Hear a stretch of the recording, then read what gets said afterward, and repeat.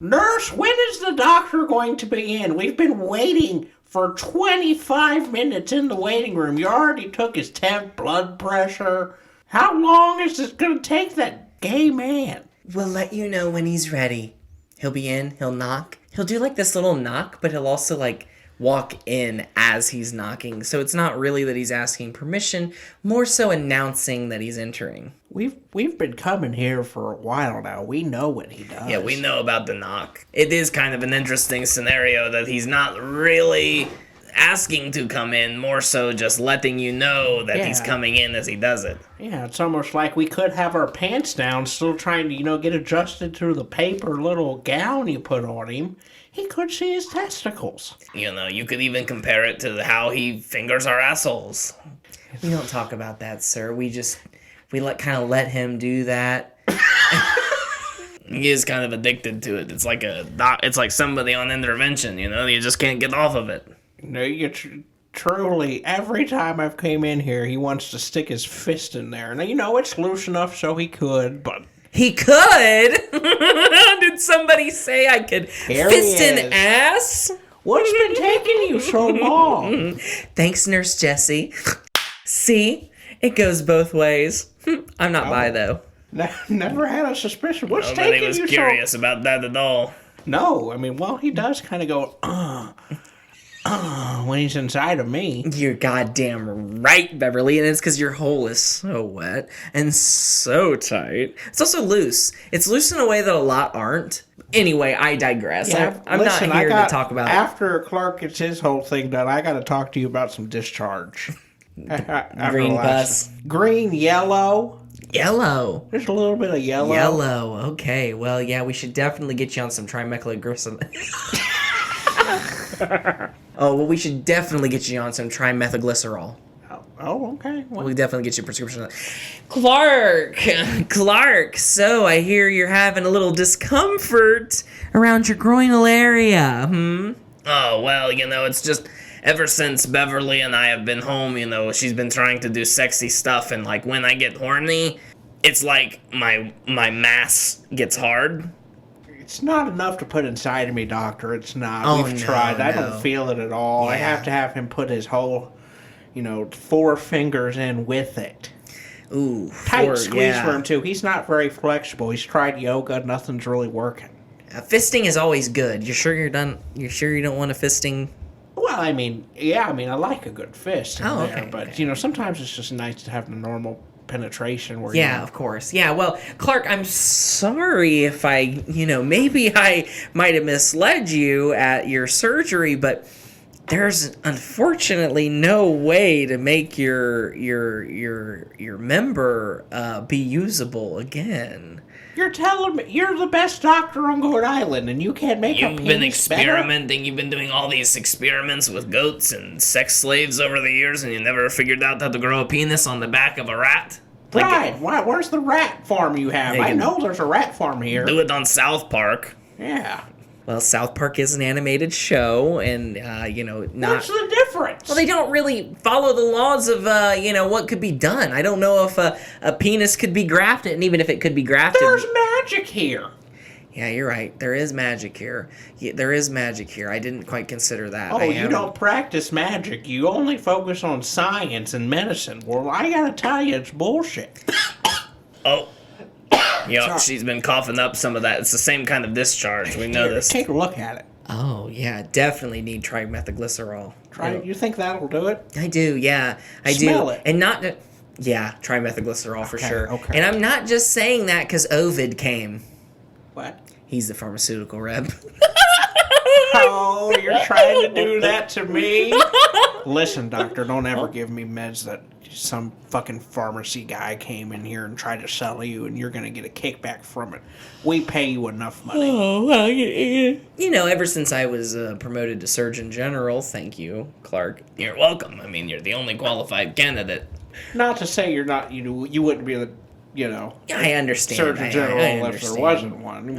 It's like one of those backhanded compliments, but I'm kind of used to getting them from people. I'm just glad to, that you guys are still a loyal clientele, and I'm starting to get my business back. So I think things are really turning around for old Dr. Xavier. Yeah, I mean, maybe I think probably, not to say I could run this business better. I could, but probably if you didn't, you don't have to moan while you're touching the asses and fingering them. Well, if I don't enjoy my work, Beverly, what would be the point in coming to work every day? That's true. You're supposed to enjoy That's it. true. You really are supposed to enjoy it. Well, wouldn't you enjoy seeing Clark here with a working penis? I would. I really would. It would definitely I want to show make you it. here something real quick. Let me pull this pants down. You've seen it plenty of times, Clark. I know, it's just embarrassing. Watch when I tickle it a little bit, though. Oh, yep. She's tickling my See groin. it? My A balls. little 1-incher right there. It Yeah, you starts see- to get a little hard. It's like a little clitoris. And it hurts, doctor. It's hard. It's like something is going to break through the skin. It's like you sewed it up too tight, and now whatever little penis I do have left is going to break through my skin. Could you loosen it up? Yeah, could you loosen it up? I can tell there's a big old member in there waiting to get out, because he had a nice one before, I'll tell you. Could you just like slice it with a scalpel and let some air out, and maybe my penis will grow through the hole? Honestly, if he doesn't do it, Clark, I'm just going to do it at home. No. That would be very dangerous because they could get infected. You could get sepsis. Well, that's what we'll use the triglycerol. Oh, trimethylglycerol would definitely not work for that. That's only for vaginal discharge that also comes out the mouth.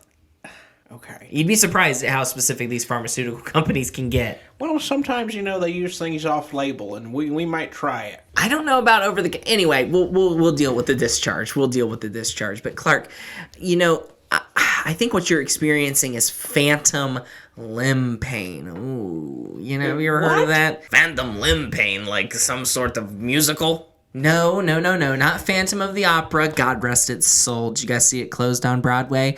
Ooh, 30 years. That hurts the soul. You guys don't give a fuck. Where's Tristan? He would have cared. Tristan doesn't come here anymore. No, Tristan's one of those that canceled you. Yeah. Well, what's he doing for healthcare? Because there aren't many options on the island. Gotta be honest, nothing. He started growing warts on his penis. I see it when he walks around the house hard all the time, and sometimes I see these little warts. I think he's taking health into his own hands, kind of being like, well, I'm a young sex gremlin. I'm not in any pain. I'm not sick. I tried to give him some essential oils from the goat salt flats. Ordered them on GoDesign, and nothing. Nothing. Not doing a damn thing. It's almost like the essential oils don't work at all. The essential oils she's been spilling on my angry inch have been really painful, too. They cause, some sorts of skin reaction. Yeah, I'm seeing that. It's very red. Just kind of thought it was... Let me try to put a little more on there just to... Ow! No, Beverly, you see... They're not going to hurt him. Well, I'm noticing, at least second-degree chemical burns on Clark's You're just groin. now noticing something... That would be severe. I would know it. See, look, it's not hurting. Ow, please. That's only because he's still hard. It's like a boil that is ready to pop. Now, Clark, I could lance Pop it and look and see if there's Pop something in it. there. Okay. Pop it. I want to see what All comes right. out. I'm curious what's been inside Nurse, could you please sanitize the scalpel? Thank you. All right, Clark, you're going to feel a little bit of pain. me. Hold my hand. Hold my hand, honey. Oh, that stings. That's a hot scalpel. Right on my penis. Well, where my penis used to be. Yeah.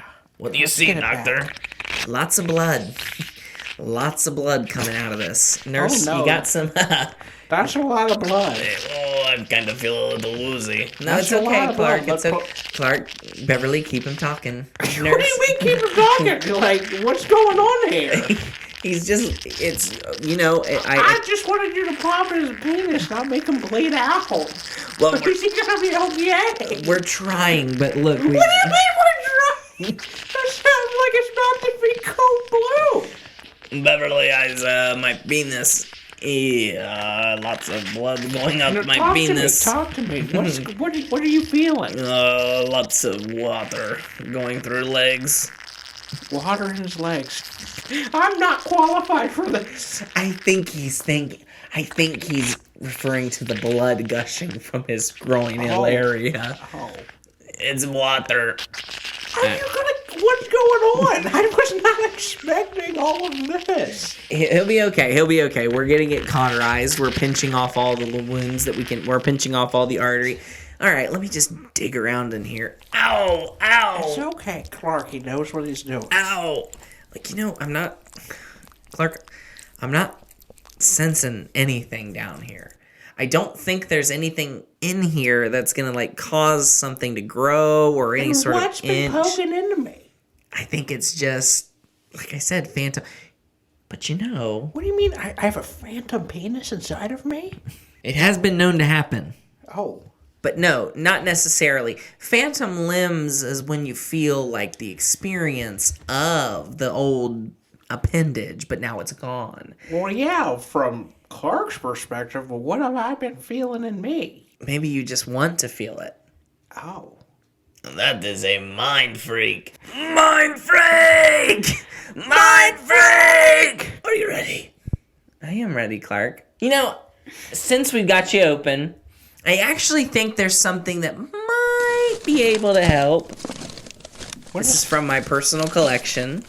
What is that? This is actually modeled after porn star Brent Corrigan.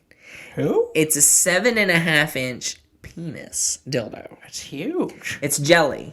It's like a little flaccid, but it's hard enough. Now, Clark, what do you say we install a sort of zipper? Now, Okay. instead of sealing up your hole that I've just created, we could leave it as a zipper, and then you could take the dildo and insert it and sort of meld your flesh around it into the sort of penis that at least would then give you the semblance of having an erect penis, and also it could please your partner. And you could take it out when you're done. It's like a permanent strap-on. Doesn't have to be permanent, because then you could take it out and zip the zipper back up. Wash off It's your like dildo. a permanent harness. Yes. Okay, let's do it. Oh, I mean, are you sure? Well, I mean, it's not me who has to make the decision, but it is me who will never be pleasured again. Oh, never be. You're not satisfied with tongue and finger action, or? No. No, it has to be inside. Well, my fingers go inside. They're not good enough. Well, they're never going to squirt in me. They make dildos that you can like put fake semen in that squirt. That's what I'm saying. That's what we'd put on you. Yeah, but I mean, like, it doesn't.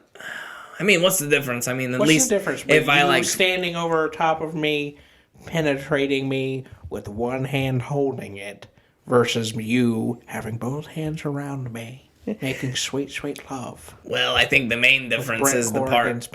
penis. Well, I think the main part is that I have to like mold my flesh around it, and like it already feels really tight. Well, it's already going to heal.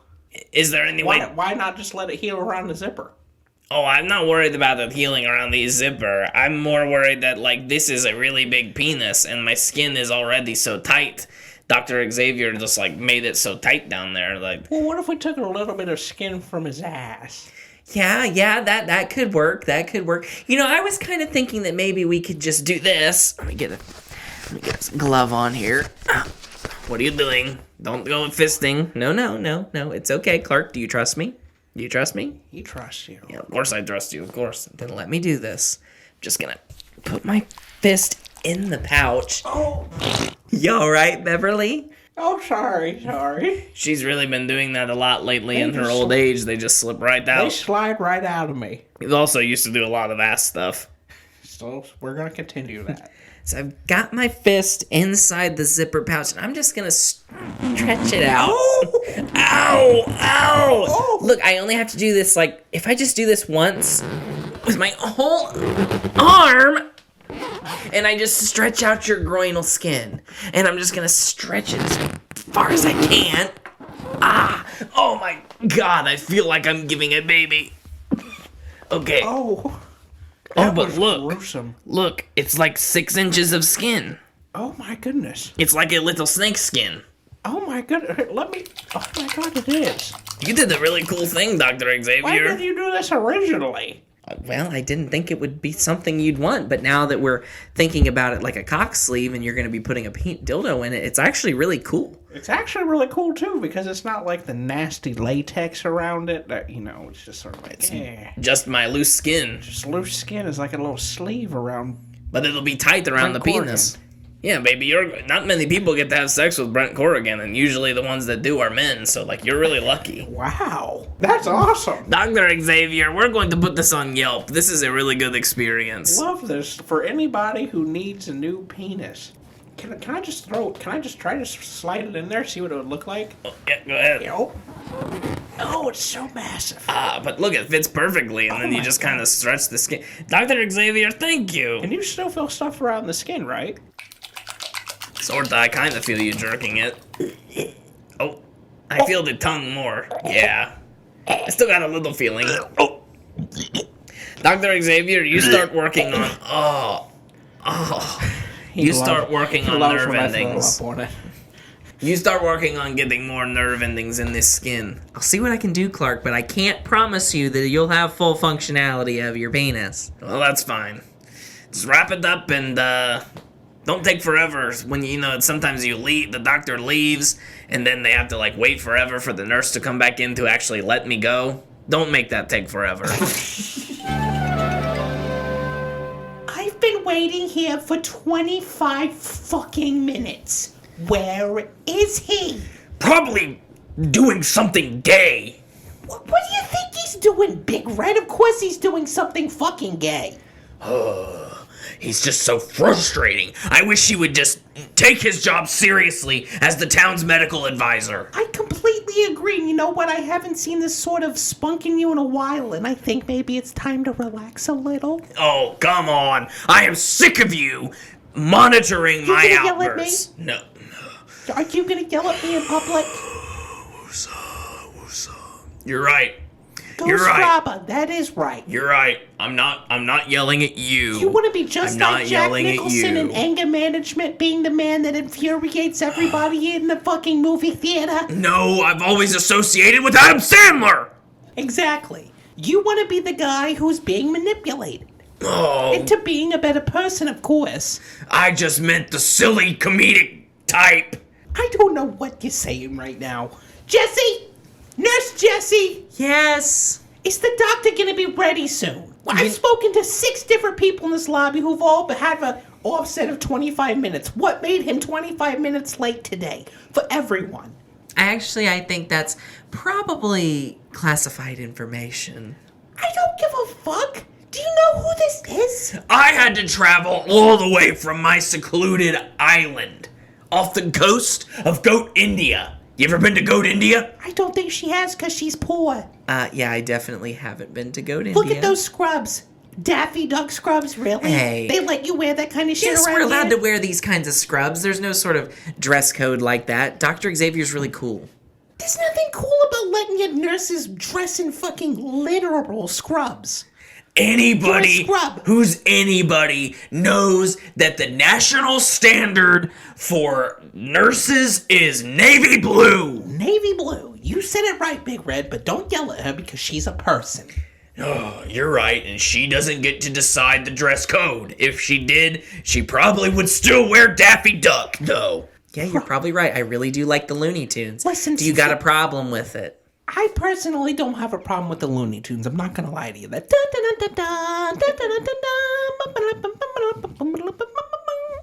I love that. I just don't like the pig with the speech impediment. Get it the fuck out! It's like I'm already ready for the episode to end, and now I got this guy stuttering on stage. Idiot. No, you're Big Red, what about we were just watching this. Meep meep. He loves it. I love the Roadrunner. He loves the Roadrunner. He's running all over the place trying to get that fucking coyote. Did you know Chuck Jones released a list of like 8 rules that had to be followed for the perfect Wile E. Coyote meets Roadrunner sketch? Guy's a genius. No, what? Yeah. So there's like 6 rules, like the Roadrunner always has to be on the road or else he wouldn't be a Roadrunner. And So he never comes off the trail? Yep, nope. And the Wile E. Coyote is always more humiliated by his plans than hurt. That's interesting. Every single episode follows that? Pretty much. No clue. I've watched hundreds Only of those saw things. it on Twitter yesterday, actually. Oh, well, that's... You just presented it like it was something you knew for years. Well, he kind of does that. You know, sometimes he'll quote memes to me as if I haven't seen them and pretends like he came up with it. It's really cringy. Oh, God, I do not do that. Yes, you do. I invented Irma Gerd Lerber Curd. No, you didn't. That's been around forever. I thought it was funny when it started happening. Gershburps. Oh, God, I'm cringing. My gird, it's Gershburps. Having fern ain't heard when you hear of a Lerber curd. The other day, he sent me a rage comic. Oh. He's in that era. He's trying to get caught up on the internet. You know, it's not my fault that I just came up with an entire idea for a series of rage comics based on Forever Alone. It's not my fault. It made sense. I don't know why you're coming up with Forever Alone comics. You have someone. Where's the inspiration coming from? Are you lonely? Are you lonely with me in a No, relationship? but I did experience like 400 years of solitude. You can't write that out So of me. now all you can do is just sit there and fucking think about it all like your life? That's all you're gonna do? Is sit there and think, oh my God, I have somebody right here next to me, right here bringing me to my doctor's appointments, tending to my fucking new asshole. I love you, okay? But I'm just saying, if you think about it, boo-hoo. you're what, like 73? If you multiply that by 4, that's how long I was alone, dude. Don't call me dude. You're spunky for 73. Of course I am. I was raised by a meth addict. Damn. She did meth when I was a baby. I guess it raised you to be the woman you are today, and that's good enough for me. I like the compassion. Listen, I didn't know you knew so much about Looney Tunes. And I'm sorry I said all the boo-hoo stuff. Ba-dee. Clark County, what in the hell are you doing here? Whoa. Hang on. Isn't there supposed to be some sort of patient-client confidentiality? You're kind of just like walking out in the lobby. I'm like, I know, like it's not like I can't see you. Shouldn't they give me like a blanket to put over my head or something? Why are you trying to hide yourself from me? No, I'm not trying to hide from you specifically. I mean, it is kind of awkward, like, last time we were Why are your together. pants bloody? Oh, you don't want to know. What's going on? It's just... Long time no see. Yeah, I mean, I haven't seen you since the Big Brother after party went so south. DG showed up and you kind of kicked us out, but... Yeah, well, I heard there's been other parties happening at the mansion that, we never got an RSVP to. Ooh, yeah, well, Sister Marble, she had a little get-together of some of, like, her friends from the show. Sister Marble are close. Has she not forgiven me, really? Well, I mean, like, she's thankful that you're, like, kind of her mother, like, in the term of, like, you gave her sentiency, but she's also, like, afraid of you in the sense, like, you enslaved her. Why would she be afraid of me? You could also take away her life at any moment, like, so she's afraid that if you see her, she'll be... Anybody could. I don't know that, I mean, like, I guess they She's a could... fucking marble. It would be easy as hell to throw her off of something and break her. I guess you're right, but, like, I imagine, like, maybe her sentiency would just, like, break into 1,000 pieces with her. That's not how I did it. That's not how I set up that spell. No, as soon as that marble breaks, she's done. Oh, well, luckily she's not, she doesn't do anything too scary to be close to being broke, so she should be alright. No, she's pretty durable. I mean, that's why she's a durable marble. That's why I wanted her as part of my army. Yeah, that makes sense. Beverly, how are you doing? Oh, quite well, sister, though. We don't talk that often, We share a lot of similar things, have similar voices, so it's kind of hard. Kind of is hard going back and forth, isn't it? Don't you think so, Big Red and Clark?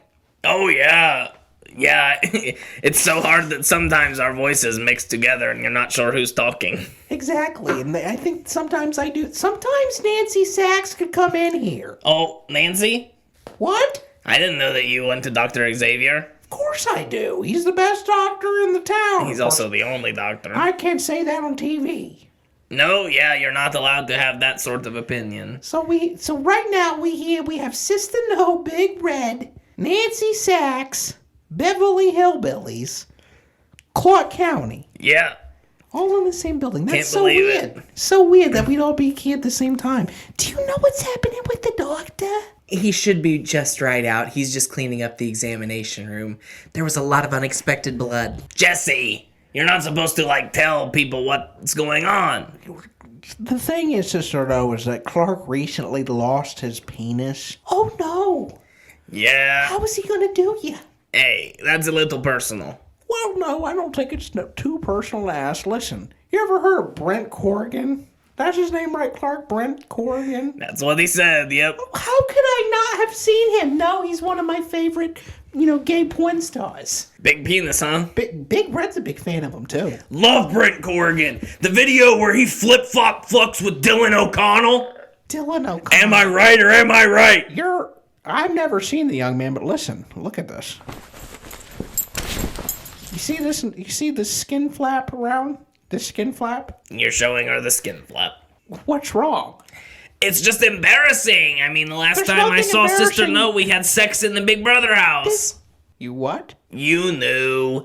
We all were kind of like having sex with, we were all kind of like flirting with an open relationship at one point. And Oh yeah.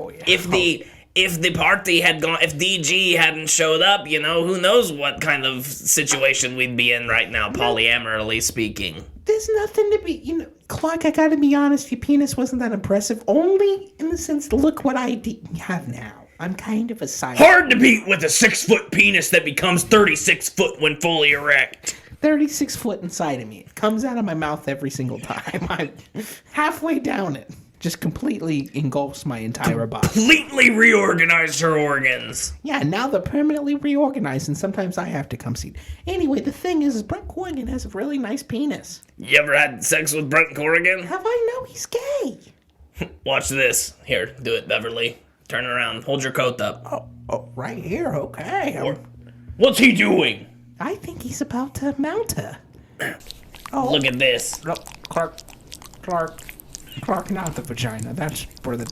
Oh, they're gonna see my yellow pus. That's actually the reason we're here too. Big Red has the same thing, Beverly. Yeah, I've been squirting out yellow / kind of green pus. Yeah, mine's kind of yellow green too. Oh. You see this? That's Brent Corrigan's penis inside my skin. Oh my God, I've never seen anything like this. Never seen anything like this. Big Red, can we get one for you? Whoa. You don't need one from Big Red, like. Yeah, you're right. There's one right here in front of Big Red. I just think, like, maybe we should continue our conversations from the Big Brother house. Like, it doesn't have to just be a show, man. Are you inviting me back to your house after this? You want to come? Of course I do. Beverly, are you alright with that? Cool as me. Okay, well, that sounds like a good evening, Big Red. Only doing it with your permission. I don't want Big Red to come. But I need his permission. Okay. Fucker! That's my boy. We just need a prescription refill. Just give him his stuff and he'll head home. After all this time, I don't even get to come out and tell you that I'm ready for your appointment. I say, and that's what you say, Sister No. Hi, nice to see you. I'm well, thank you. We have things to do. I'm sorry. They just planned an entire orgy. Hey, is there nothing between patient confidentiality, God damn it? I was sitting here and heard the whole thing. Listen, She's just mad that her husband's dead. I know, and yes, I'd like to be part of it. I'm not gonna lie. Oh! Well, I mean, I'm not really I'm not really attracted to her, but it'd be cool. What if I did, like, hoard myself out and, like, let people fuck Brent Corrigan's penis for, like, $50? Honey, Brent Corrigan's worth a lot more than that. Gotta watch his videos, I've never known. His stuff with Dylan O'Connell! The flip-flop fucking is so good. He's so good at taking it and giving it. He's a power bottom and a verse top. Is that what flip-flop fucking is? Yep. That's interesting. Never heard of that. Now, I got an asshole that need checked out, so me and the woman are gonna go in, but I'll drop her off at your place later, Clark. See you later. Nice talking to you, Sister No. Missed you. I missed you too. Would it be too forward if I smacked your ass? Not at all. Good. You can do a little more too later. Oh, ow. Sorry, I never really know my own strength with these sorts of things. I like the pain. I'll start cutting you.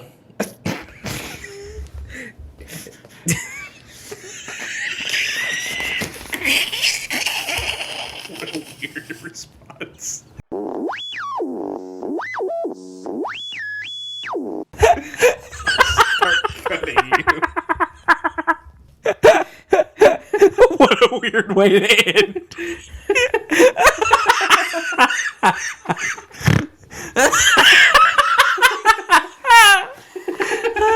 I'll start cutting.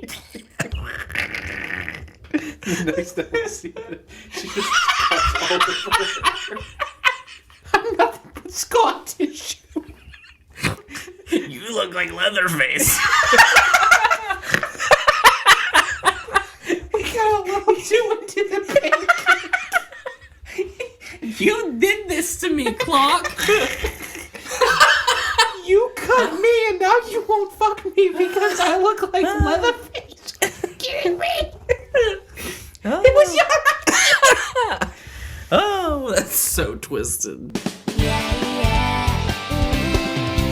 Hello and welcome to MOATAIF. We're back, folks. Another wild tale from the Decaplanese. Well, can't really call them that, but you know what I mean. What do we call the MOATAIF world now? I mean, It's like the GOAT era. right. Maybe something. Guess it's like the, I think like, technically they're still in the beta universe, you know, because there was obviously the base universe that then got destroyed. Yeah. And then there was like the alpha universe, which like was like populated with tar and like all this shit that they then So this is the erased beta? and then created the beta universe. Yeah, and then they've been living in it ever since. Well, if they're living in it, then I think that's the full release. Yeah, I guess you're right. Yeah. They never needed to advance what comes after beta, like in a game. Release. Oh, V1. yeah. So there wouldn't be like the gamma. No, I've never heard of Yeah. that. I mean, that's like alpha, beta, or like you can use that for software development too. Yeah. That's the same sort of terminology they use. I think that's just why it comes to I see. games, because they have to code them. And so beta is usually the last step before the full... Beta is where you release like engineering releases of code so that people can test it out, and if anything breaks, then you fix it for the. The only time this ever, the first time this ever came up in my life was Minecraft. Because, I mean, you got me involved with Minecraft in beta, which, I mean, is now a badge of honor. I mean, I know you were in it even before beta. Like, you played it in alpha, right? Or no? No, I got in right after alpha. Oh, okay. It's like right when they released the first version of beta. Yeah. Because you were definitely a trailblazer in that sense. Because, I mean, you were the first person I knew to play it. And I had always associated Minecraft with RuneScape, so I never thought I'd even give it a chance. But obviously, it's not really like that. I don't even know what got me started on it in terms of... I think it's just like I watched one YouTube video. Yeah. And it turns out... This is a big, aside from what we're doing. It turns out that this YouTube video that this guy, Scene Anners, this is, legendary YouTube. Yeah, I remember Scene Anners. You remember him? Mm-hmm. Yeah, it's like... People I always thought it was Sean Anners. If it was, I'm pretty sure he said Scene Anners. Yeah, I'm sure he did. I never watched his content. But maybe I only that ever is read his it. name. Could be. Like Sean Anners. Yeah. And people just called him Scene Anners or Could stuff be. like that. But yeah, he's he made this video just talking about the game. Like, oh yeah, there's this weird little game called Minecraft. I'm like, oh, that's really interesting. And then I've watched the history of Minecraft, and they cite this as the first big exposure that anybody had to Minecraft. Yeah, so really was a trailblazer. Wow. That's really nice. Yeah. I got emotional thinking about it. I do too, yeah. That's weird. So nice for that guy that he did that, because it's such a huge, unbelievable behemoth now. Yeah, it's hard to believe it's the most sold game, or just I think so, yeah. Yeah. I know it's definitely one of. I think it's the highest grossing. Maybe. Well, either way, it's certainly a very successful. I don't even know why we're very talking successful about endeavor. I don't know, because that is not at all what we had intended. Genuinely no clue how we started. Not at all what we had intended, But hey, that's the joys of podcasting. That and farting into the mic. That's if it happens, you do it. It's a classic. It's how could you not capture it? Right, you got to at least hear it. I mean, it's a staple of MOATAIF. I mean, I think really going back to windscreen fart when we first got these mics, Yeah, exactly. and you farted right into the right into the damn thing. You're like, I wonder if it picked it up. It's a habit at this It's a fun point. little For episode. the 7 years we've been doing Yeah, this. it's classic. You got to do it. Even farting and shitting on vlogs, we loved it. Oh yeah, got to do it. Haven't done it as much lately, but I still do include a shit and piss clip from every once in a while. Yeah, You they got count. it. They It's count. like a staple. I think I got one coming here, like very, very, very kind of. Oh my god. It created a noticeable. Yeah, it really did. Yeah, it really did. It's gonna be fun to hear that one in the editing bay. Yeah. You know, there's no there's no way to seg from feces to what I'm about to talk about, but that's what's happening. Folks, unfortunately, we have to break out the MOATAIF honors, and really, honestly, for the first time besides like Tommy, for really like the first time that it's like a person in our actual life. Because I think probably like Alicia Lee had one maybe, but years after she died, you know what I mean? Not when it was like still a fresh wound. And everybody else has kind of like either been in jest or a celebrity. Yeah. You know, but this time, no, it's not. It's not either of those things. It's unfortunately, it's my little sister. My sister Alyson passed away.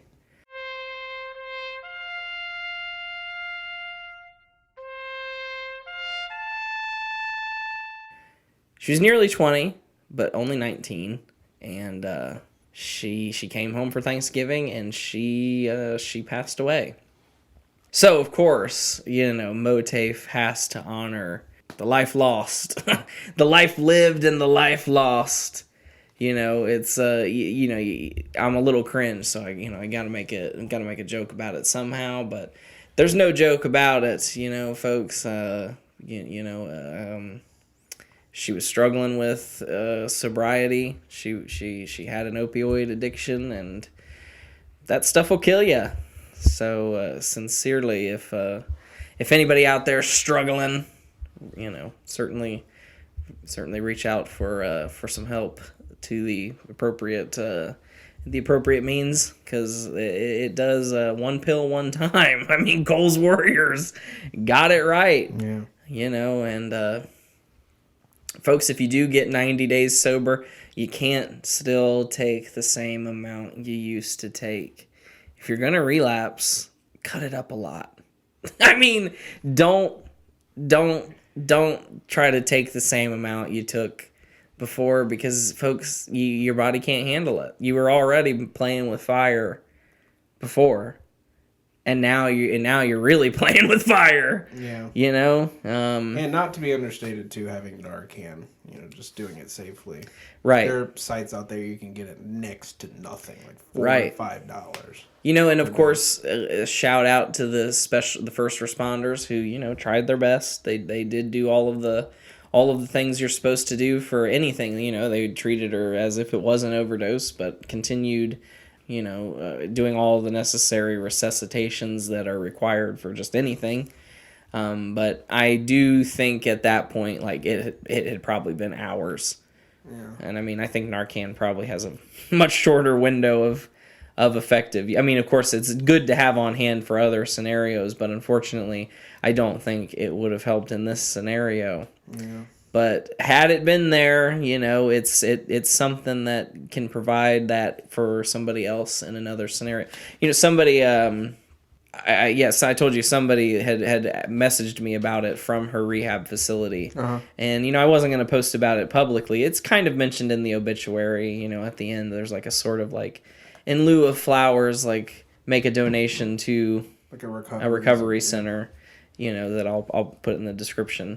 But, you know, the person had commented, like, was it drugs? And, like, I understand, like, you know, wanting to know, but I didn't think that was, like, appropriate to ask that way or, like, to comment on Facebook. So I deleted his comment, but I did think it was important for him to know, as somebody else struggling with their sobriety, that yes, it was an overdose. You know, I felt like that was important for him to know, and it is an unfortunate part of her story, but I mean, I think if anything, it should be used as a cautionary tale, because Absolutely. even somebody as sweet and pure as my sweet baby sister could be taken away by by something like that. And I also want to say, because I've been feeling a lot lately, like, well, you weren't even really that close. And I think that's part of, like, we grew up and we had, like, your typical, like, brother and sister relationship, like, she got on my nerves, like, she, like, personally offended you on many occasions growing up because she's a kid and she just states it how it is. Like, she'd just come in and be like, your feet stink. You know what I mean? She would. Yeah. I remember this one time she's like, I'm like sort of off to the side and she's like, is your fat smelly friend gonna be here?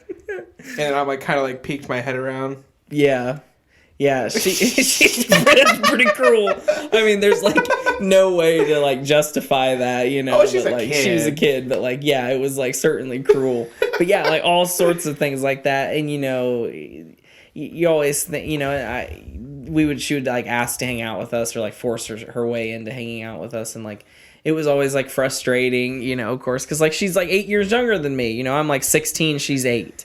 Yeah. It's like hard to like hang out with somebody with that big of an age gap.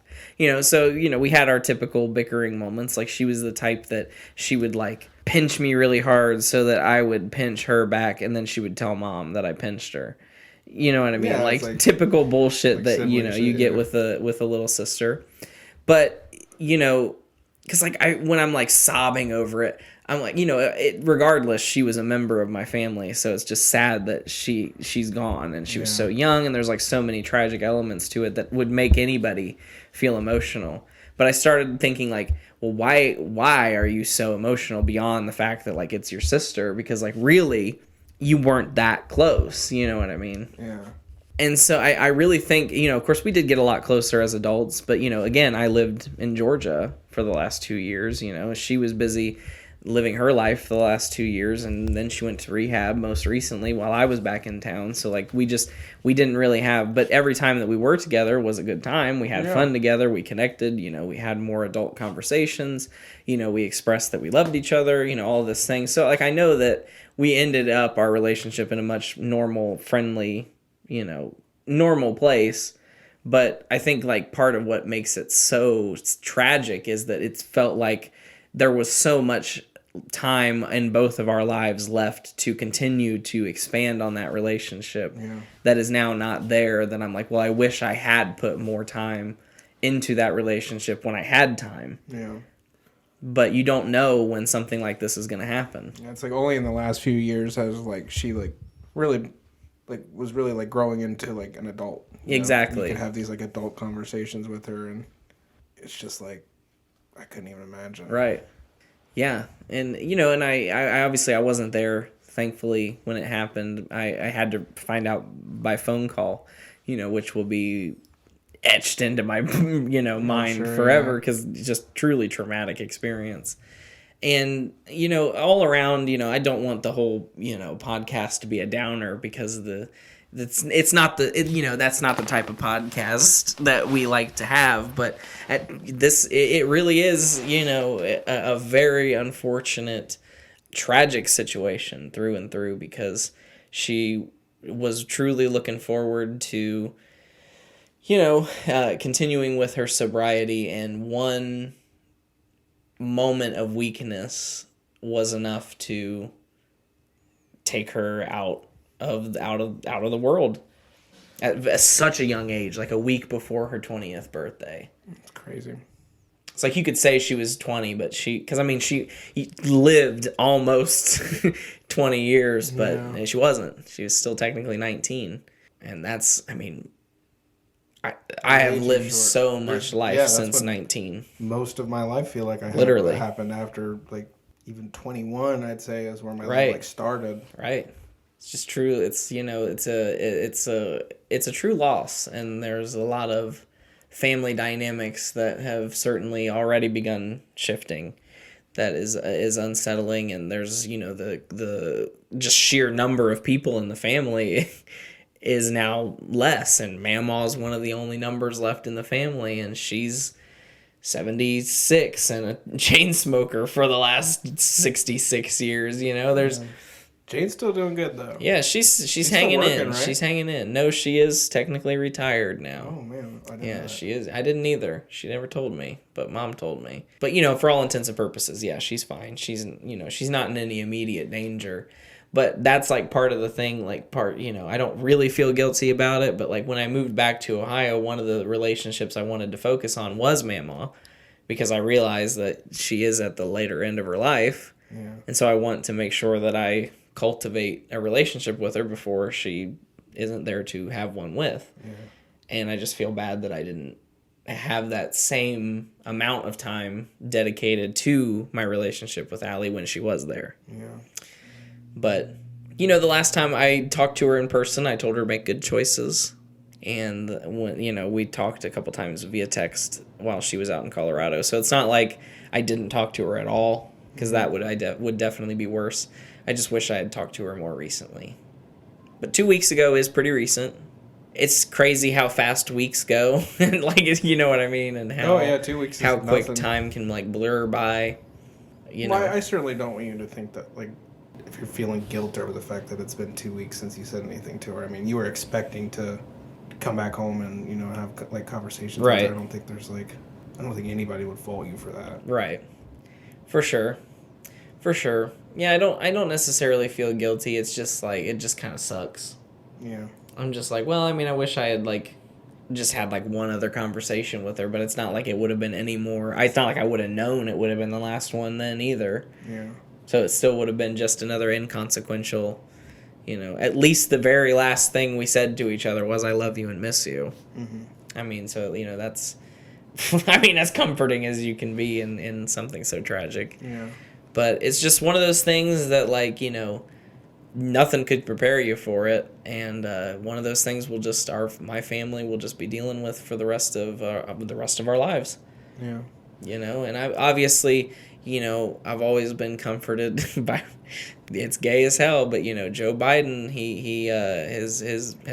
the man has experienced tremendous loss, and he always and he's always said, one of his famous quotes is there will come a time when you can remember the person that you're grieving, and you'll actually smile before you tear up and cry, and I know it might take a long time to get to that point, especially for my mom. But, I know there will come a time when, it'll just be normal that she's been dead for 10 years, that she's been dead for 20 years. Yeah. And that's really sad. Yeah.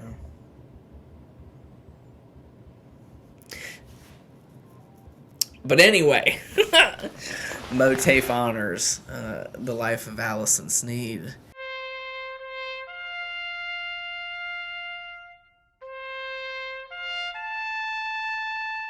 Folks, go to rehab. Go to rehab. Truly. And when you go to rehab, throw this shit away. Do it while you're in a moment of clarity, and just get rid of it all. It's not worth it.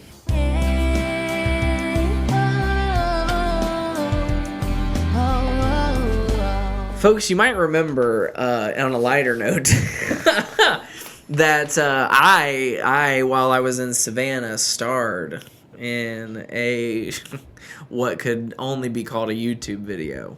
Well, no, it could be called a short film. It could be called a short film, and it certainly would be listed on a resume as a short film, if I dared to put it on there. You know what I mean?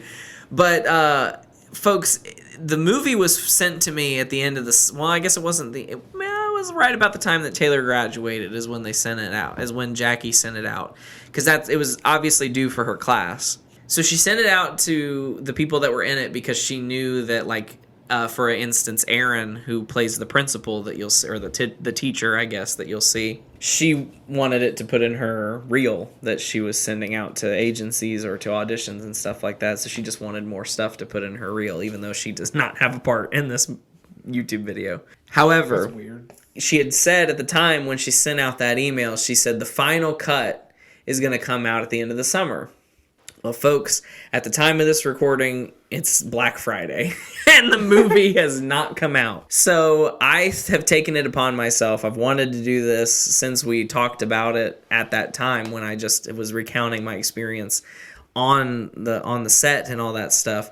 I am proud to unauthorized basically release Jackie's film for her. Are you going to put the video in there too? Yeah. Oh, yeah. Okay. Yeah, I'm going to put it in there. I mean, I'm not going to, like, call this Matt and Spratt take Jersey City or anything like that. I'm not going to, like, advertise that I've done this because I don't want her to know and then, like, get mad because, like, I don't think she's very proud of this. No, we're going to bury this But inside this MOATAIF. it's going to be here, and I feel like, you know, just because I'm in it, it's going to exist. People are going to see this because if I had to be in it. Now, again, it wasn't the worst time to film, and it was the only time I've experienced gay intimacy as a performer. So, I mean, that's cool. It was a cool experience to have, and I drew on it in Red Herring when Dawson and Abby were first starting their intimacy training. Dawson was like, well, have you had to kiss anybody? And at first I was like, well, only in high school. But then I remembered, actually, no, I did have a gay kiss, as I called it, in this short film. And I was like, it really is. And I remember talking about this when we debriefed. It really just felt like nothing. It really just was two actors putting their lips together. It wasn't even a kiss.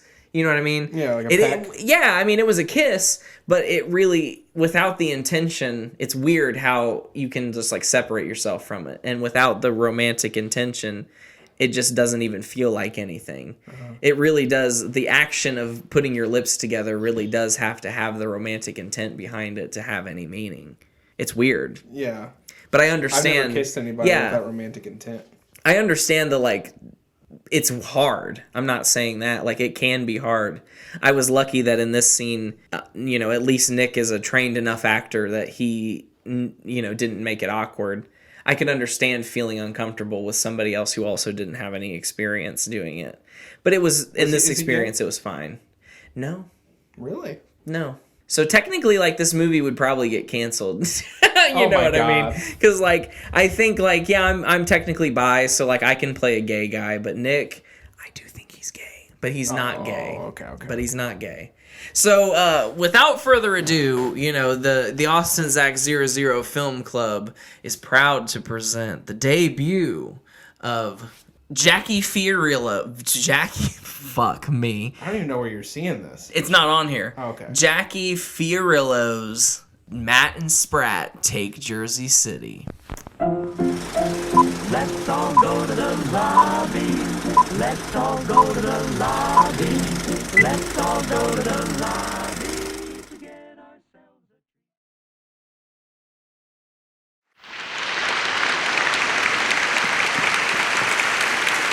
Now remember, folks, I'm Matt, and he's Spratt, and we're the puppeteers you always want back!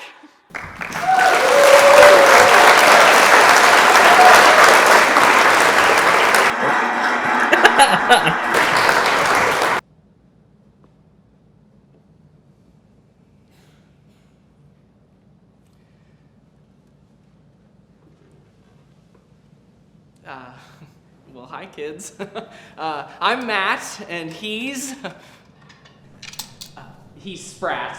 And we're going to talk to you today about a topic that might make you feel the squiggly wigglies in the tum-tum. We're gonna talk about sex. Yes! Yes. We were so graciously asked to prepare a little show for you today about sex. I'm just noticing all of the perspective switching. I've noticed. Can't stop noticing it. Like the aspect ratio? Yeah.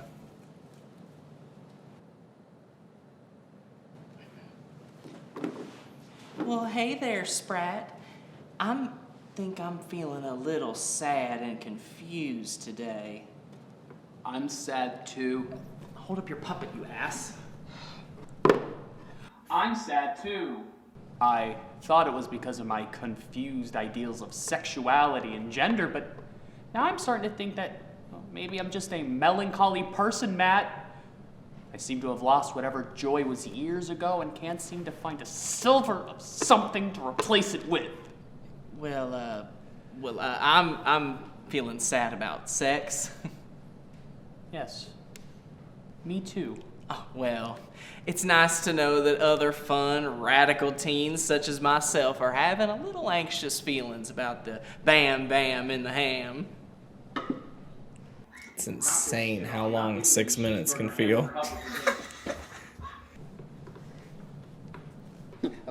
I'm here to ease your anxieties about sex. Mr. Penis. Now, does your size really matter? Yes. Mr. Penis. Now, I'm sure that's not what you meant to say. Why would your size ever matter? Because God hates you. Mr. Penis. If somebody is having a grumpy feeling, they can bring it up later at home over dinner, over a plate of cheeseburger hamburger helper. Woo! Hamburger helper! See, Matt? Even dumb, ugly kids know. Even dumb, ugly kids understand that when your partner is denying you the delicious taste of a cheesy hamburger helper, or the sweet love making that you deserve, that maybe it's time to find someone else.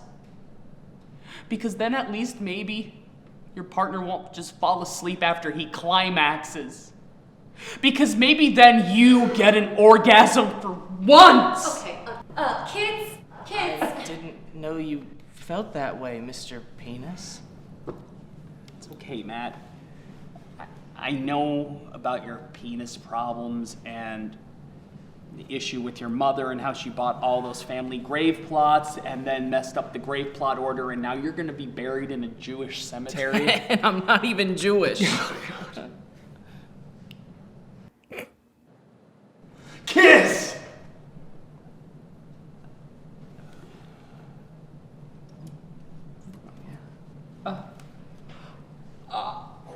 End it! End it! This feeling, tell me it lasts forever. We're Matt and Spratt, baby. How could we ever fail? That's right. We're going to be stars forever because we're Matt and Spratt, damn it. And we're... The worst thing to happen to Jersey City since its conception! I mean, seriously, do you know how many parents I have to make shut up now?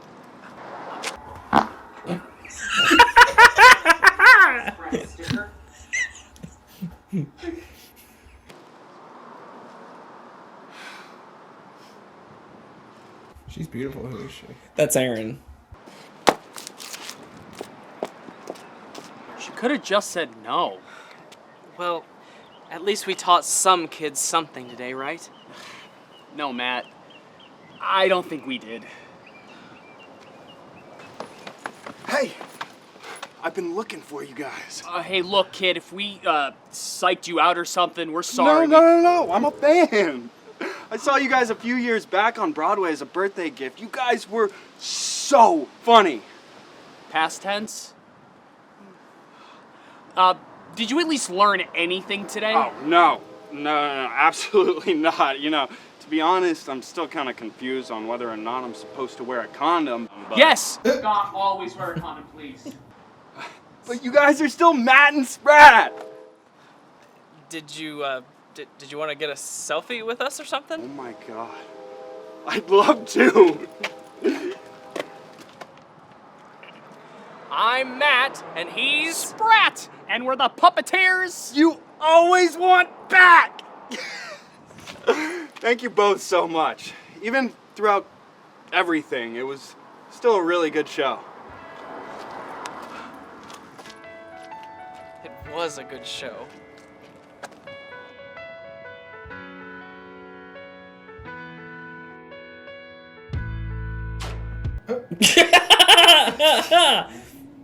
And there it was. Okay. Could you believe that there could be that many people that worked on this and it was that bad? I mean, No. I mean, No. for real, genuinely for real. I mean, it wasn't like the worst thing I'd ever seen. No, Not by any means. no, but it just. We have YouTube videos that are worse than that, but I mean, I still laugh at ours. Yeah, a lot you're more. right. You're right. You're right. I guess First thoughts are, why do the aspect ratios keep changing? I don't know. It makes it look very like when they first the first shot where it's like letterbox. Mm-hmm. That looked really good. I'm like, okay, Yeah. this is a short film. Right. Immediately made me think short film. Mm-hmm. Wide angle, letterboxed. It looked good, honestly. The first shots that are like at that theater, And which then that's the like the B-roll. synagogue that she like rented. I The can't remember B-roll how is, like, much shot for, on an but iPhone. mhm. It doesn't have the same lighting. Like I was color so correction. uncomfortable that day. Why? On my knees, doing that Oh, whole yeah, I remember like you fucking saying thing. that. It was so uncomfortable, and like just the whole. I mean, I was like really disappointed in how it turned out. To be honest with you, not like the performances or anything like that. 'Cause, Based on I mean, what they your were what idea they of it were. was when you were doing it. Yeah. I at least thought that it would be edited better. I thought that the shots would have turned out better because they had like really professional equipment and they were like spending so much time setting them up and doing like the There's still focusing some- and like all there this was stuff. like 1 or 2 shots I saw in there where your face or like isn't in focus, Right. like, completely in focus. I mean, you could. Yeah. It's not. There were so many takes that we did that like I understand like not everything gets used. But there were so many things that we did that like I thought there would be a lot more cutting between like focusing on the puppets and our face, but not just like one shot that had like my face in the corner and then the puppet. Because like we filmed my face directly and the puppet, like that shot that she ended up using so many different times that I'm just Well, that shot like with you with just your face, that one turned out really well. Like in Yeah. the puppet, Mm-hmm. that one was really well. His was not as well. Yeah. For some reason, I mean, it's the same angle, just like perpendicular. Yeah. And I was sad to say that Pops did not make the final cut. Yeah. In the you know, there was that screenshot that she had sent out at one point that did show him in, but then with the cropping that had done, or you know, whatever scenes that she had chosen, they never like got to see the back of that puppet theater as well as I had hoped. So his cameo, his Easter egg, not confirmed, but those of us who know, you know, we know he was there. Overall, what I'm feeling though is, what was the point? Thank you. Yes, I felt the exact same way. There's like What no point to it. narrative were you? That was like looked like it should be the scene of something longer. Just a scene. Yeah, literally, and that was the whole thing. Like, No what was context. the point? I mean, like, we get the context because it's not hard to put it together. I mean, Right. It's just like, but why? Why? What was the point in that? It's like, and she wrote it not for the class. Like, it was time to make a project for the class, and she chose something that she had already written. And yet, like, what was it? Yeah, what's the point? I feel like if you're gonna make something, there should be a reason to make it. Of course, but we never adhere to that. But at least I feel like our shit like has a. It always ends up having some sort of meaning or like some sort of at least deeper entertainment value than like, I mean, my fart in the middle of the movie made me laugh more than the video itself. Yeah, I sort of like, I was smiling during it at points, Yeah. but was it supposed to be funny? Yeah, it's definitely, it's a comedy. Oh. But you know, it's not, there's like nothing to it. It's like not that funny. She like was obsessed with the fact that like she put cheeseburger hamburger helper in there. Nobody calls it cheeseburger hamburger helper. Like you just Nobody call does. it It's hamburger hamburger helper. It never came off the line. It never came like off my mouth right. Like it didn't sound right anytime Cheeseburger, I said it. hamburger helper. Yeah, it like doesn't. That's not what it's called. Yeah, it would be cheeseburger helper if anything. Right. I thought about Cheeseburger. changing it to that, but no, she liked cheeseburger hamburger helper. And I'm like, it's not. So the girl who made it was the teacher? No, the girl who directed Veronica's Room. Was the teacher? No, What? she's just a student. So Erin is the girl's name? You said? No, Jackie. Aaron was I'm trying to talk about the teacher. Oh, the cute teacher in the movie, the teacher Yeah. in the story. Yeah, Yeah, no, she's that's very cute. Aaron. Yeah, sorry. For some reason I thought you were asking about the professor of the class. No, I'm trying to figure out, Yeah, Aaron is the teacher in the movie, yeah. again, what else has she been involved with? She's Taylor's friend. Oh, Yeah, she's Taylor's friend, but she was in Taylor's production of Proof. okay, I see. Her like one of her theses, Is that the plural? theses, one of her theses, one of her theses. Sound like so immature. But yeah. It just happened, right? Like it's kind of unceremonious. It's just like, Yeah, and there it right. was. It doesn't really leave you with anything. The video that like keeps popping into my mind, is the video we shot with Hannah and Nick. Daddy's Home. Daddy's Home Melissa. Just like when we went to go film that, there was no point. Yeah. We had no. We just wanted to ideas. use the cool location. Yeah, and we did it. Mm-hmm. And that had more. Literally, it had so much more to it. So much more to it. Even just like the sheer like, I think it's I think it's privatized because since I assault Hannah at the end of the movie, I think it's privatized, and because like it's insensitive that I play a man with disabilities, I guess, but like more so because of the assault. And but it's like not like we really lost anything on it, but like it had more to it because it was just like even just the vibes that we were trying to go for of like a mysterious, like creepy hotel. Like there was just more, like even just the atmosphere of it was worth watching more than that, which was just seemingly nothing. Yeah. Sorry, Jackie. Yeah, I'm sorry too. That was not good. No, it might be interesting sometime to watch like one of her other short films that like she's more proud of and actually did submit. It makes to me something, very but- embarrassed that she wrote, like, I feel like if you write something out and you want to make it, it should be really good. Mm-hmm. Otherwise, just improv something. Right. And that was like literally like 6 pages. But maybe I'm thinking of that was 6 pages. I'm just thinking of like, you're writing just to write. There's no point. Mm-hmm. That's like something like, I mean, we all do those little writing exercises where you write a story and you're like, this is going nowhere, and it ends up being nothing. Right. And then you just never revisit it. That's what that was. Yeah, right. Literally.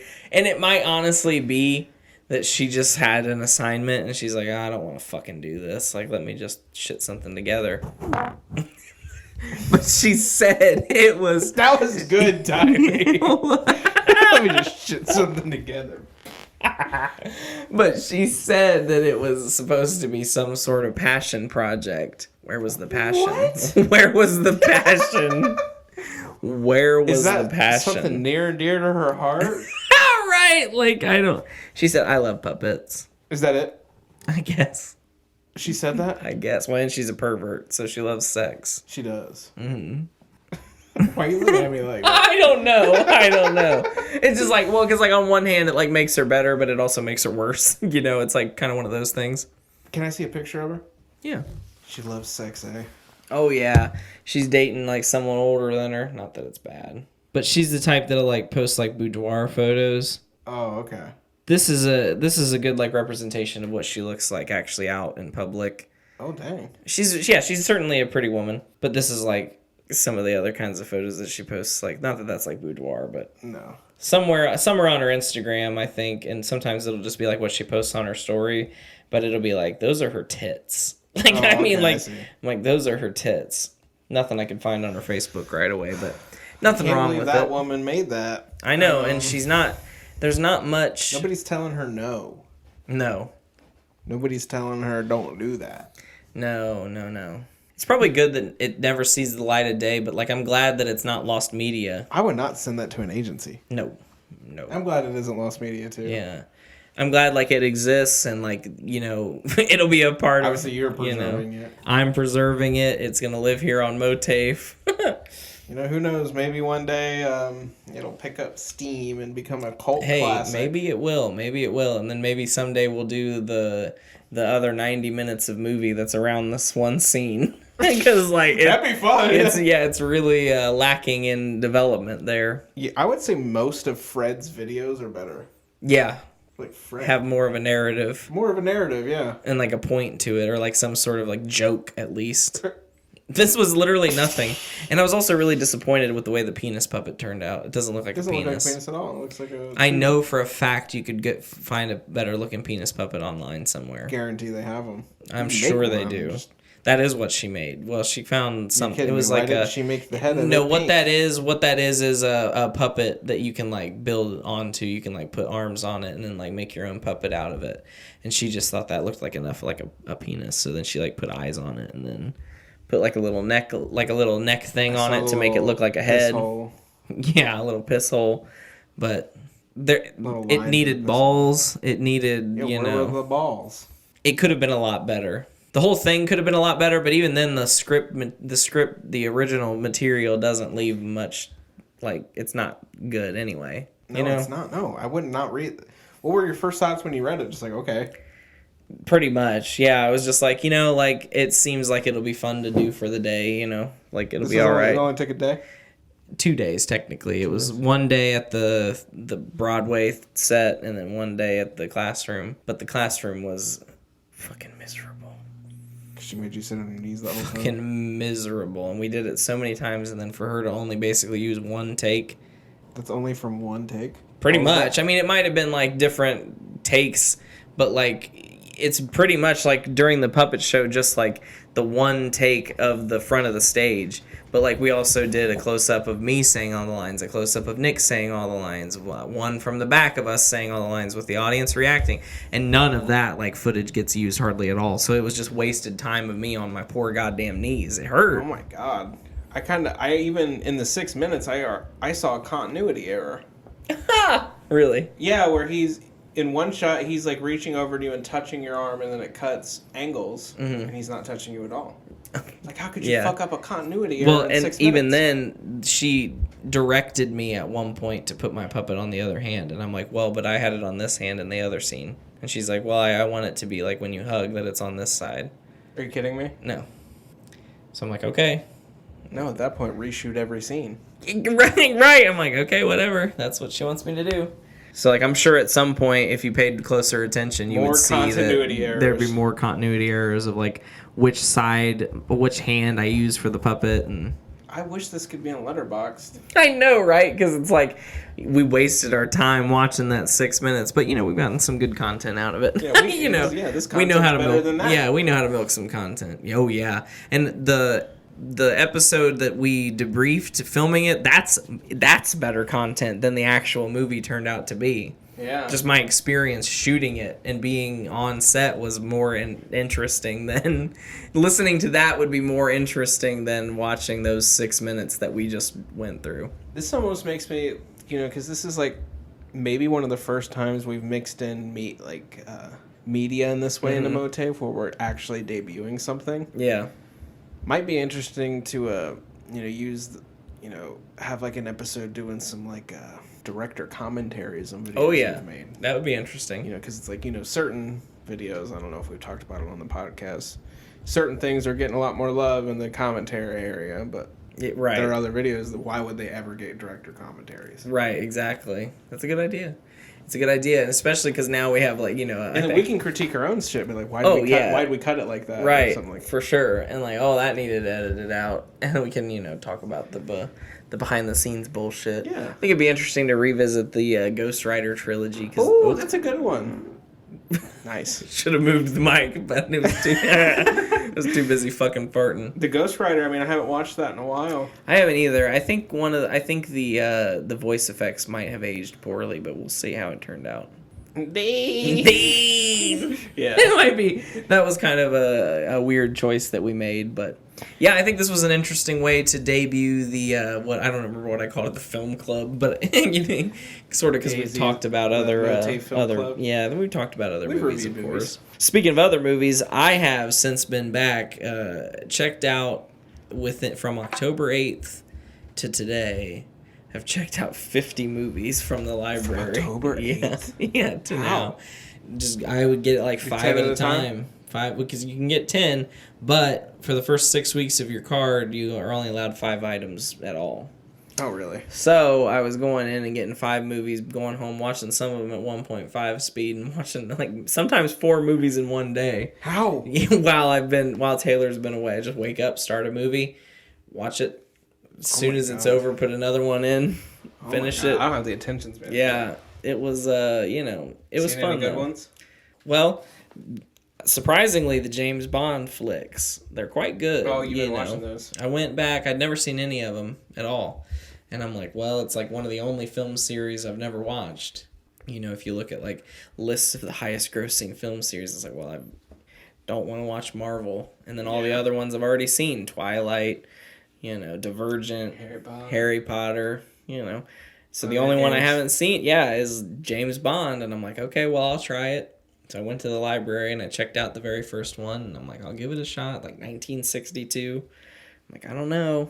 I loved it. Really? It's not like it was that great. The first one was definitely my favorite. Kind of like it from Austin Powers. Exactly. That's what I was going to say. So, like, it's weird how similar the movies are to the point where, like, it's almost to Austin Powers' discredit because, like, there are flat out, like, I always, once I learned that Austin Powers was like actually supposed to be a parody of James Bond and not just like its own like original idea, that already was like sort of like you know what I mean? Like, Oh, you didn't know that? Yeah, it already. I mean, when I was a kid watching it, I had no idea. But then when I found that out, like as a teenager, I'm like, like that kind of made me think of it a little bit less.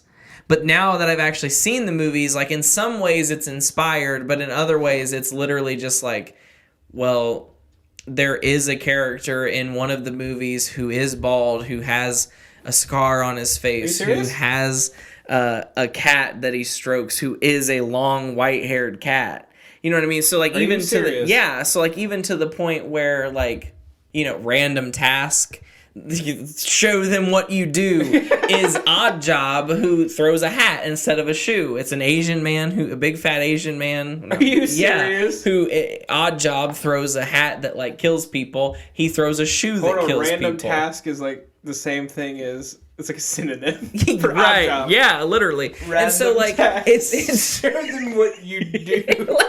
like it's funny. I'm not saying that, but like I really thought that like when I found out it was a parody, it already made me think like, oh well, that kind of cheapens it. But then at least I thought like, well, okay, but it's a parody in that it takes the ideas and does it silly. Their own little things, yeah. But it's not even that. Like Dr. Evil wants, first of all, just Dr. Evil in the first movie is called Dr. No. You know what I mean? It's like just Dr. Evil wants to have like a freaking whatever it is, a pool of sharks. Literally, freaking laser beams. literally, Goldfinger has a pool of sharks, not with laser beams, but a pool of sharks. I mean, so like literally, like almost every joke is just like directly from the movie, but now it's silly. Oh. But it's like the exact same thing. Huh. So it's kind of like this. It's kind of like in the way Scary Movie directly rips Yeah, off kind of. Yeah, you're right. the movie, except Austin Powers direct. That's interesting. Yeah, I didn't realize like the extent of how like much of a parody it is. And you're making me want to watch these movies. It's good, and it's interesting to see like how some of the stuff originated, and you know what I mean, like to see like, oh well, that's obviously supposed to be Frau Farbissina. You know what I mean, like, or just like when Odd Job came in, I was just thinking of random task, show them what you do, and. Even like the set pieces, like when in the one movie, I think it's probably the first movie, when Austin Powers, like even really the whole first movie, International Man of Mystery, is almost like I don't want to say shot for shot, but like pretty much the direct parody of Dr. No, the first movie, to the point where like the whole climax of him like at the laboratory, like thwarting the efforts of like whatever plan it was at the time, with like a missile or like a drill to the center of the earth, and like Austin infiltrates it by like wearing the hazmat outfit and like thwarts the plan, and then Dr. Evil pretty much the exact same thing happens in the movie. And when Austin Powers breaks away and then like finds Dr. Evil's like actual like lair, and he's like in there going meow, trying to feed Mr. Bigglesworth, and he's like meow mix, please deliver, that whole scene. When James Bond similarly escapes from Dr. No and finds his room, Dr. No's not in there, but it's literally the exact same set. Really? Like it looks exactly like, clearly they were paying homage to, Dr. No's how, but like literally the exact, like they go to it, and I'm like, that as soon as the scene, cross dissolved and they were in Dr. No's room, I was like, that is Dr. Evil's lair. Exactly like the same one. This is the first movie? Yeah. It's weird. And like a lot of is the music the same? Like bum, bum, bum, honestly, and like so some of the music sounds yeah, not that one of course, but I wish that the Austin Powers definitely has the edge up on music, but they're good, and they definitely stand the test of time, and some of them are, some of them have been lackluster, but I'm about to the point where I'm going to like transition to the first like new actor. That's like what makes me like really been fascinated. What always fascinated me about the James Bond series was like, is it continuity? Like, is Pierce Brosnan playing James Bond with the same memories of Sean Connery like 30 movies ago. You know, it makes me, it's weird to me. You know what I mean? I don't understand. So I'm interested to see how it goes. And like, there's like all this like, I want to see like a separate anthology. yeah, I want to see like, I want to get up to the modern era and see like Daniel Craig and just like see what a modern James Bond movie looks like, because it seems so, the way the formula that I'm seeing seems so outdated that I can't imagine how it would be done to a modern like action standard. You know what I mean? I'm sure it'd be good. I'm sure it will be really good. And I'm really excited to get to the ones in the 90s, because people were like, they were like poorly received, but I mean still super successful. But they were like a lot of like CGI and like poor like effects and like bad writing. Like I want to see that, you know what I mean? That kind of sounds like fun. And there's one, again, like there's a lot of things, some of the Austin Powers movies are like, well, that is obviously directly like scene for scene kind of like the story, but also like just little elements will come in at random points. Like, you know how in like, I think it's in Goldmember, they like end up on space at some point. They end up in space? Yeah, it's in one of the movies, there's like a scene where they're in space. They're like in a space station, and Austin's like fighting Mini-Me in space. Oh, Yeah. I think that is in Goldmember. Yeah. Well, I haven't gotten to it yet, but in like 1970s, 1980s, there was Moonraker, which is James Bond in space. Yeah, literally. So like every joke that's in Austin Powers pretty much was already like in James Bond. So it, like, to me, like I love Austin Powers still, but it really like it cheapened it again for me. Like it's a really well done parody, but at the same time, I mean, it's, of course, when we watched the second Austin Powers, we were sort of disappointed because even then it references the first movie of its like that it had so many times. Remember that funny thing we did? Here's it again. And I mean, even to the point where like the formula, you know how like each movie starts with like, oh, the Austin's with the girl from the last movie, and then she dies, and then he finds a new one. Like that happens in every James Bond movie, pretty much. Really? Yeah, or like it, you know, they'll start with like a cold open where he's doesn't like connect to anything. It's really interesting. Like it's an interesting series, and learning about like the, you know, the books that were behind it, and then finding out that he was ghost written after he died. So like there's still a person writing James Bond novels today. I didn't know this was even a book series. Yeah, that's how it began. It's weird. It's interesting, and I mean definitely worth watching, because I mean if you like Austin Powers, it definitely is. It has the same vibe, just without the comedy. It's definitely serious, you know. It's not like serious, but it's not like it definitely gets some laughs out of you. I'm not saying that, but it's not trying to necessarily be a comedy in the way Austin Powers is. But if you like you know, Spy In, some of the more ones I'm getting up to, I've understand are more like heisty. That's interesting to me, like secrets and heists and action, like that sort of thing is usually pretty good. That was interesting. I was listening to this thing with Quentin Tarantino recently, and he was talking about how he thinks that the 70s was the gold standard for movies, and that the 90s were also is like right up there with the 70s. That's interesting. That's interesting. Yeah. Now, I watched a movie recently with Abigail that I think you would really like if you haven't already seen it. Joe versus the Volcano with Tom Hanks. Haven't seen it. You should watch it. Haven't seen it. Really good. Is it good? I give it 5 stars. Really? How old is it? 91. What is it about? It's about a man who sort of like hates his job, hates his life, and he gets diagnosed with this thing called a brain cloud, and it's going to kill him in 6 months. And he is propositioned by a man to sacrifice himself for this island to jump into the volcano to save it. It's a wild fucking... Yeah. It's like a comedy, but like it's also like has like good message behind it. It's weird. It's like I don't know how this movie was ever made. Yeah, that sounds really strange. I don't know how it was ever made. It's fucking over the top as hell, but like still deep at the same time. For some reason, when you said Joe versus the volcano, I thought it was going to be like some guy like fighting to build a house on a volcano or something. Like, I want to build my house here, and the lava keeps destroying it. No. Let me see if I can... I think you really enjoy it. Let me look You're at like, what my. the fuck am I watching? The planet, damn it. The planet, damn it. The planet, damn it. Look at my watch my history here on Letterboxd and see if there's anything worth mentioning. I don't think I have a damn thing. Gosh, I watched a lot of shit. Oh, okay, like the James Cameron, The Abyss, that was good. Definitely I've never seen recommend that. that. I love a good underwater movie, and that's Me too. that's definitely a good one. It's got a lot of great scenes, a lot of intense stakes, and a great performance from Ed Harris. Definitely, I gave that 5 stars. That's one of the only ones that's gotten anywhere close to 5 stars that I've been doing. But I've literally gone through and cleared off like I said, 50 movies off my watch list. Just through using the Clark County Public Library. It is a goddamn incredible resource. It's insane how much they it's there.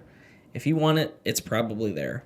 Let me see. I watched, and I do not recommend, but have you ever seen Lara Croft Tomb Raider? I have. Terrible movie. The one that came out in the early 2000s? Yes. Yep. So bad. I don't even know if I have that on my So bad. Angelina Jolie. Yeah, I watched it because I was like, oh, I rode the ride. It was terrible.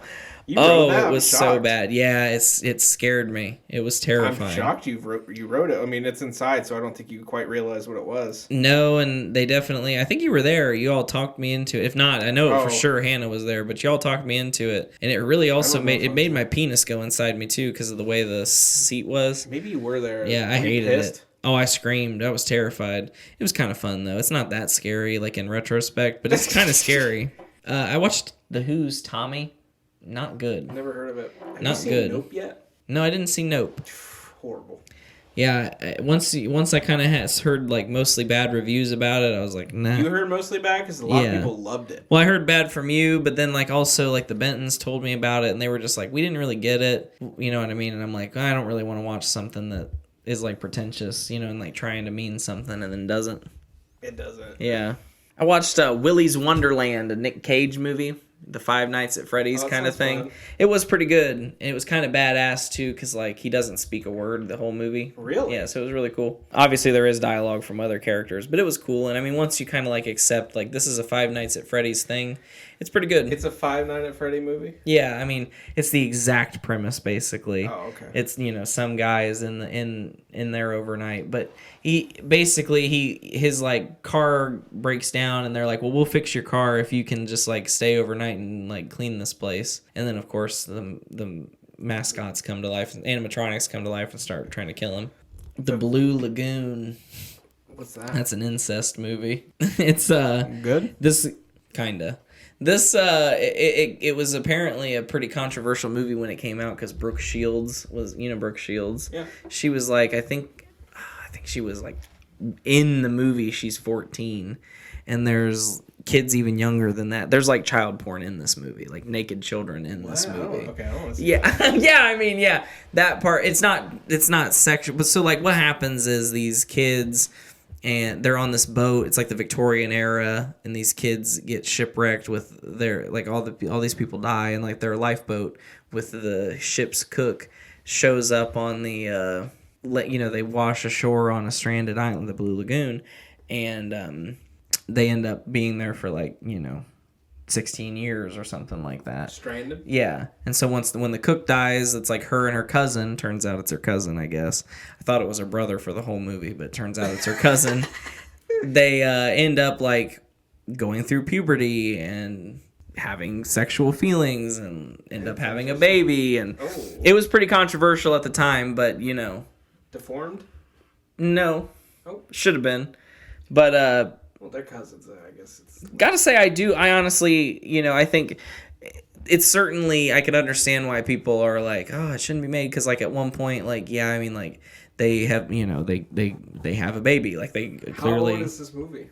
It's like 1980s, 1980 maybe. That's interesting. But like, it's not, honestly, like if you just look over the questionable content, you know, like at points like that, you know, like there's like younger child actors who are like swimming in the ocean naked, and like, yeah, like should there be naked children on screen? No. But if you overlook that, it's honestly it's a pretty good movie, you know. If you overlook I watched Jackie Brown, Quentin Tarantino.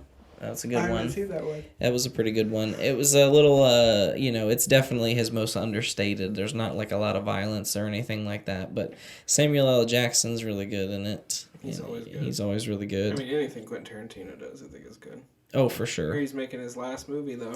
That's what they say. I just, you know, how could you? I mean, it sounded like he was done in what I listened to. Well, but you know, he said like he thinks that Once Upon a Time in Hollywood is his greatest flick, so maybe he'll just stop. That's interesting that he thinks that. I know, right? Because I'm like, I would not agree. It's a good movie, but not that good. He was talking about how that's part of like he's gonna end like the revisionist history aspect. Like he has like a trilogy of revisionist history, and he's done with it. What was the other one? Django Unchained. Oh, and Inglourious Bastards. Oh. Well, it'll be sad to see him go because he's definitely a good filmmaker. I appreciate. Apparently, enjoy going his to make films. a series. Oh, okay. Well, that'll be interesting. Yeah, but still, I like hearing his dialogue. You know, I was thinking recently, like Kevin Smith is kind of like diet caffeine-free Quentin Tarantino. Right. In a way, I think in the way that they write. Not talentless, not exactly talentless, but you know, kind of in the sense of how they write dialogue. Yeah. Right. So I watched some like essay about Quentin Tarantino's dialogue and.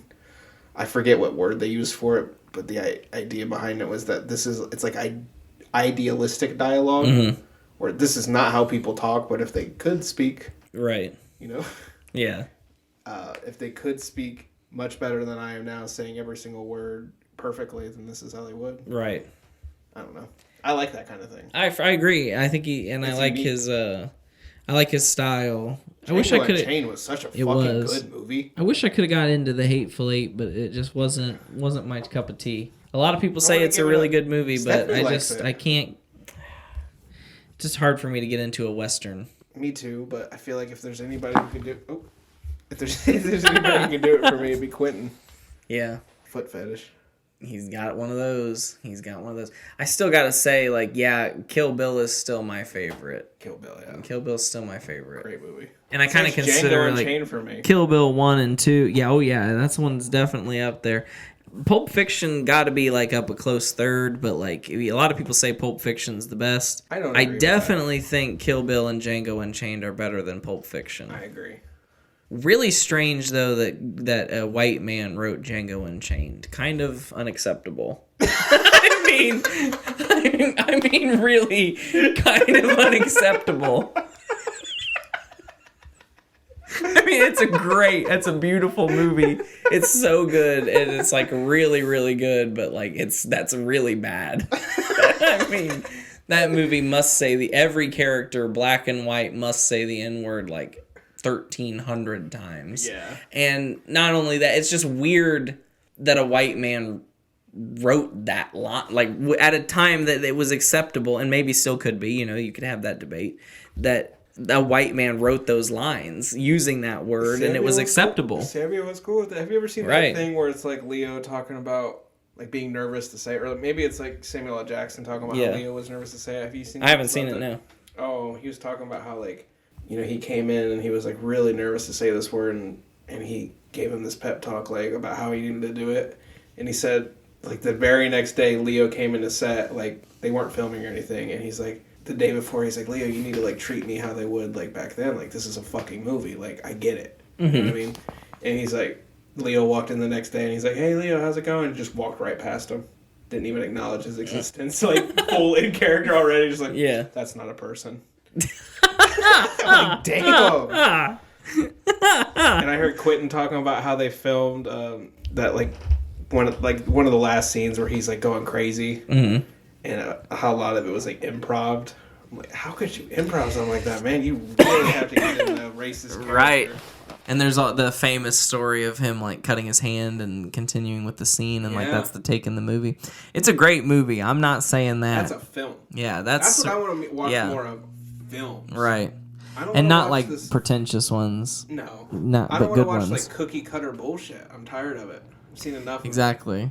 Yeah, there's this Christmas movies are fine. There's this movie I really want to watch that somebody, it was like, I think like somebody at Clark State that's like a film snob was talking about it.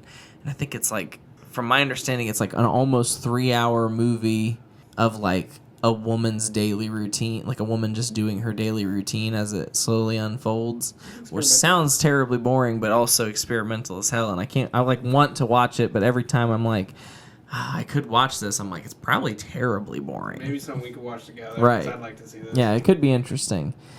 But, until then, until we break into some of these more experimental films and use the Austin Zach 00 Film Club again, folks, as always, until next time, stay out. I'm out. And that's the last time I'm having the macaroni and cheese.